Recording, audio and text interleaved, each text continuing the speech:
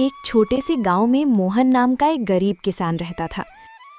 वो दिन रात खेतों में मेहनत करता, लेकिन फिर भी मुश्किल से अपने घर का खर्च चला पाता था।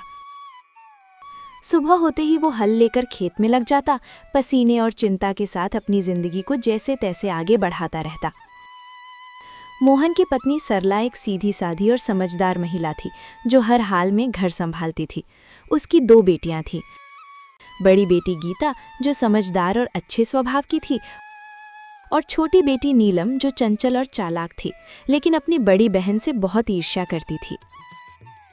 दोपहर का समय था। रसोई में सरला चूल्हे के पास बैठी खाना बना रही थी। गीता उसके पास आकर चुपचाप सब्जी काटने लगी। गीता बेटा, तुम हर काम इतनी लगन से करती हो, सच में तुमसे घर संभल जाता है। माँ, ये तो मेरा फर्ज है, आप इतनी मेहनत करती है तो मैं कैसे पीछे रह सकती हूँ। तुम्हारी यही बात मुझे सबसे अच्छी लगती है, शांत स्वभाव और समझदारी। इतना कहते कहते अचानक सरला को ध्यान आता है। अरे, नीलम कहाँ है? सुबह से दिखी ही नहीं। नीलम, ओ नीलम! सरला जोर से आवाज लगाती है। कुछ पल सन्नाटा रहता है, फिर तेज कदमों की आवाज आती है।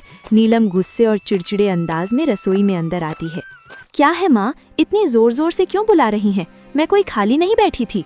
बात करने का ये तरीका है? मैं बस पूछ रही थी कि तुम कहाँ थी। नीलम हंसते हुए तंज में, आपको मेरी क्या चिंता होगी, आपको तो बस आपकी आदर्श बेटी गीता की ही फिक्र रहती है। गीता, नीलम ऐसा मत बोलो। नीलम गुस्से में बीच में काटते हुए, आप चुप ही रहो दीदी, हर वक्त अच्छी बनने का नाटक मत किया करो। सबके सामने सीधी साधी बनती हो और सारी तारीफें भी तुम ही ले जाती हो। नीलम, बस करो नीलम, ये जलन तुम्हें गलत रास्ते पर ले जा रही है। हाँ, जलन है मुझे, क्योंकि मुझे हमेशा आप दोनों के बीच में छोटा और बेकार महसूस कराया जाता है। आप दोनों को तो बस एक दूसरे की अच्छाई ही दिखती है।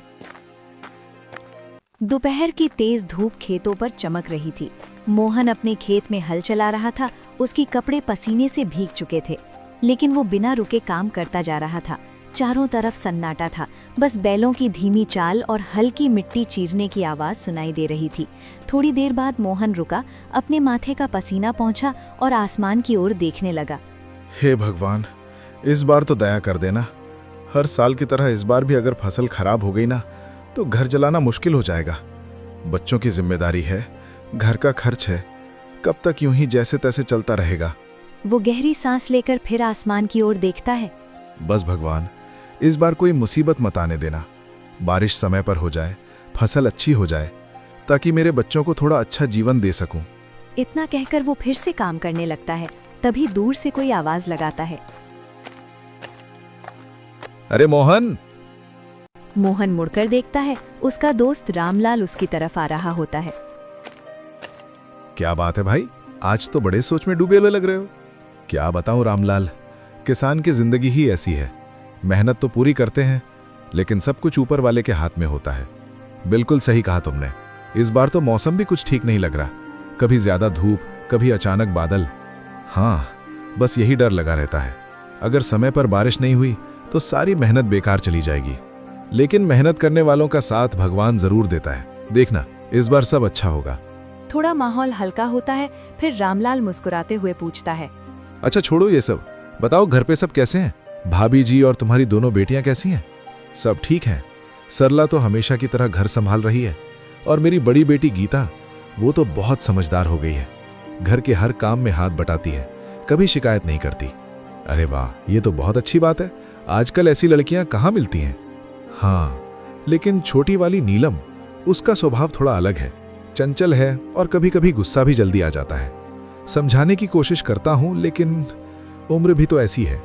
कोई बात नहीं मोहन, धीरे धीरे सब समझ आ जाता है। बच्चे हैं, समय के साथ सीख जाते हैं। बस यही उम्मीद है कि दोनों बेटियां सही रास्ते पर चलें और खुश रहें। बाकी भगवान की मर्जी। दोनों कुछ पल के लिए खेत की तरफ देखते हैं, फसल, मिट्टी और अपने संघर्ष भरे जीवन को। चलो भाई, हिम्मत मत हारना, सब ठीक होगा। हाँ, उम्मीद तो उसी से है।